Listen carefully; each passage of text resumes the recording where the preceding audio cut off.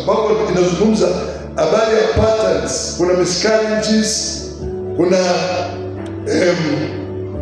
prostitution, drunkenness, kuna ukahaba wa hali ya juu sio wa kawaida, na pia kuna uovu, evil of every sort. Lakini wale watu wana majina ya Kikristo, majina ya kanisa, na wengine hawana hiyo, na hawana uhusiano na kanisa, lakini wana miungu. Hakuna mtu ako na vacuum ambayo hawezi kuingia kitu kinaitwa worship. Kila asiye mwabudu Mungu pia ana kitu kingine anaabudu, na wote hao tunasema, lakini wote walikuwa na Mungu, na patterns hizo zinaonekana. Zingine zinakuanga periodically, zinaenda na cycles, ni kama menstruation cycle vile inavyokuwa. Hiyo inaongea hata binadamu sana, maana kila binadamu lazima apitie hiyo factory ya hope, na kwa hiyo akitoka pale anakuanga na hizo covenant through the blood flowing from one generation to another. Kwa hivyo unazaliwa ukiwa hivyo. So unless wewe ukubali na uguzwe na damu ya Yesu Kristo ambayo ndio final and eternal covenant, that is the only solution to mankind. Yeyote ambaye anaishi, wote walitenda dhambi na wakapungukiwa na utukufu wa Mungu. Unaweza kuona kuna mambo ya kibinadamu unafanya inakaa kama unafaulu, lakini kwenu inawafuata tu, watu wanakufa ovyo ovyo, magonjwa ambayo inatiba, magonjwa mengine ya kipepo, mnashinda kwa waganga, lakini no permanent solution.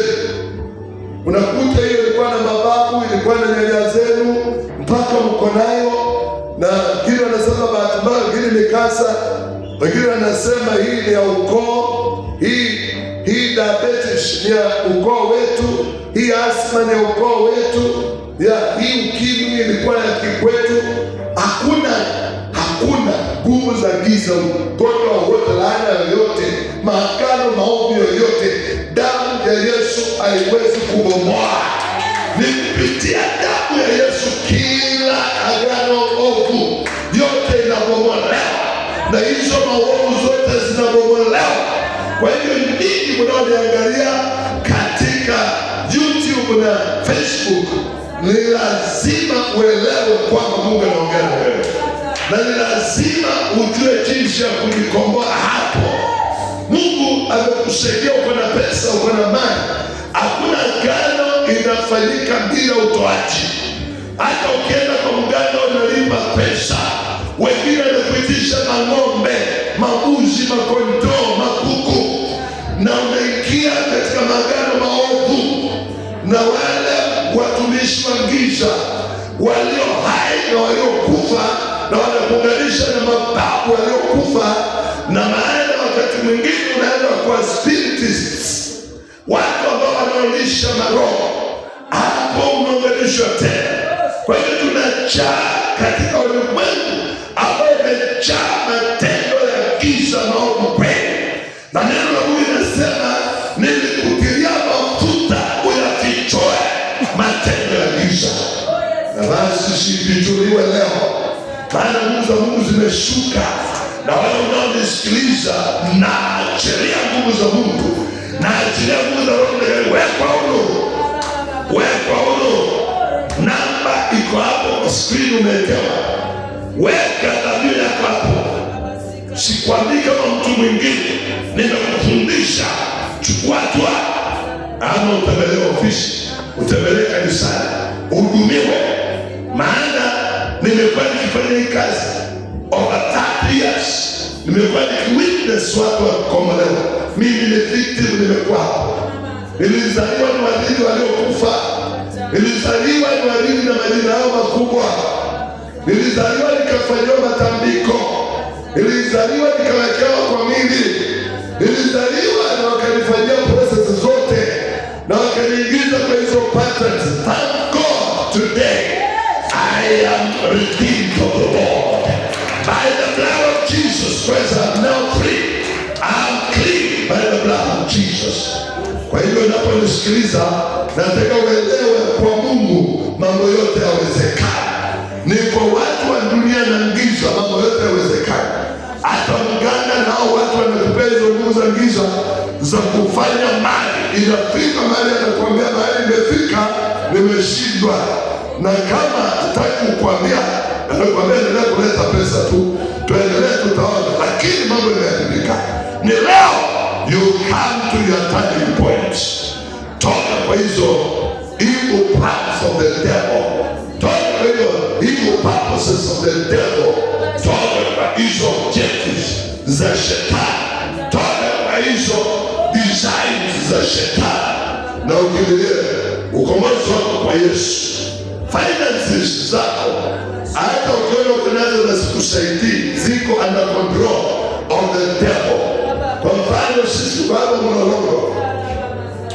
Mlolongo is designed to benefit the devil. Watu wengi hapa wana pesa kweli kweli Mlolongo, lakini aziko kwenye side ya Mungu, ziko kwenye side ya leisure pleasure na devil worship in Mlolongo. They are under control of demonic forces.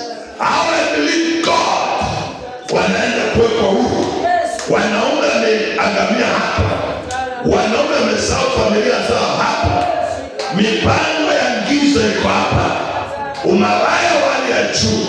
Because Mlolongo is designed to become avenue of the devil. Ni imetengwa ya prostitution. Ndio sababu inaitwa Mlolongo. Wanawake wakipanga Mlolongo, waone watu wa matrela, waende na wao kimwili, na hivyo ukimya hapa unasambazwa hali ya juu. Lakini nimemwamini Mungu, nina watano that demon control Mlolongo, na ninamweka Yesu kutawala Mlolongo, watu waokolewe na tauni zote za Mombasa Road zinazovuka kupitia Nairobi City kushika Waiyaki Way mpaka Western Kenya tukamala. Hizo zote towns na cities zinaongea the same language ambayo nazungumzia mpaka Mombasani, mpaka Namanga, Arusha, Dar es Salaam. Hivyo kazi zinaendelea mpaka Zanzibar na mpaka South Africa. Hii yote inazungumziwa hapa. Hizo ni patterns ziliweka za evil covenants. Na leo watu lazima waachiliwe. The Lord has sent me.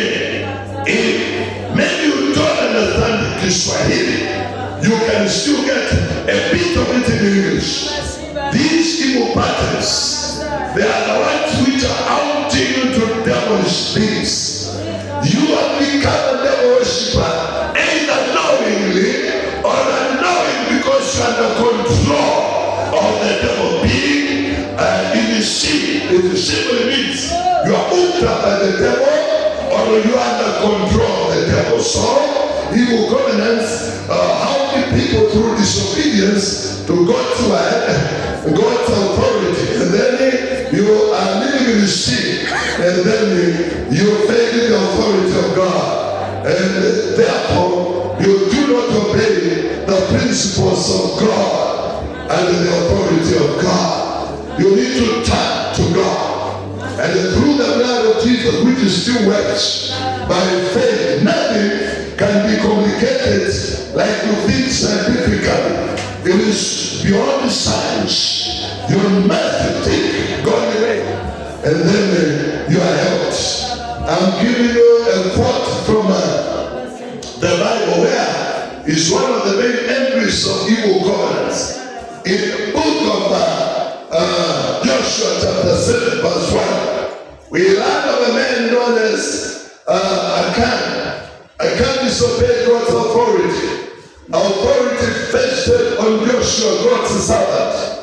He gave a command that when they go to Jericho, destroy the city of Jericho, they should not take anything accursed out of the city of Jericho. But Achan decided to disobey the authority, and he took some of those items which were in the city of Jericho, in the camps of those Jericho people. And then they went on with their journey. But when they came to a small town called Hai was before them, and they underrated Hai, the town of Hai. And they went attacking Hai, and they were killed so many Israelites. Tens of thousands of Israelites were killed because of the sin of one man, Achan. He disobeyed the authority of a man of God, anointed to destroy the works of the devil. Joshua, son of Nun, he gave that authority, that command, but Achan chose to disobey. But later, after they had suffered because of sin of one man, he had that sin entered into the camp of Israel. And so many Israelites were killed by their opponents because of disobedience to the authority. And then Achan disobeyed the principles of God, the authority of God. And therefore later, he was to be exposed by the Spirit of God. And then he was killed by stone. He was torn to death together with his family and his father's family because of that sin. And therefore, this is the mistakes we do make many times. People are flocking to church. For example, it has been said that Kenya, over 85% are Christians. I say no. They are religious people. They are church goers. They flock into churches. But most of them, over 99% in these congregations, they are idolaters. They are also disobedient to the word of God. Though they have attended theological training, they don't ascribe to what God says. They obey theology, but to only to become big-headed with very small acts. We are told how to perceive the things of God with our hearts, and then we overcome sin by the grace of God, because we are hearing in our hearts. We hear God's voice. We obey in our hearts, and the whole self is redeemed, is completely delivered, because we have obeyed the voice of God, which God refused. Today, dear listener, these things are happening today. If you call yourself a born-again Christian, truly be transformed. Let's see the life of a transformed person. Just like it is said in the Bible, 1 Timothy 3, verse 5 down, that in the last days people will have form of godliness, but denying the power thereof. They will do all kinds of evils, flocking in the churches, filling in the churches. I don't say that going to church is bad. I say obey the word of God, then become a church person.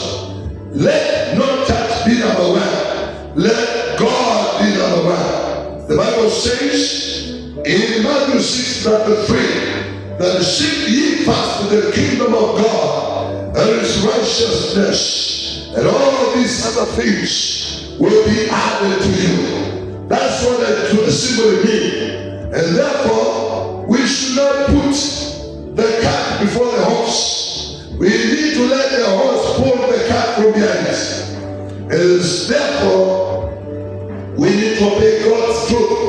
It is only the truth that will set us free. In John chapter 8, verse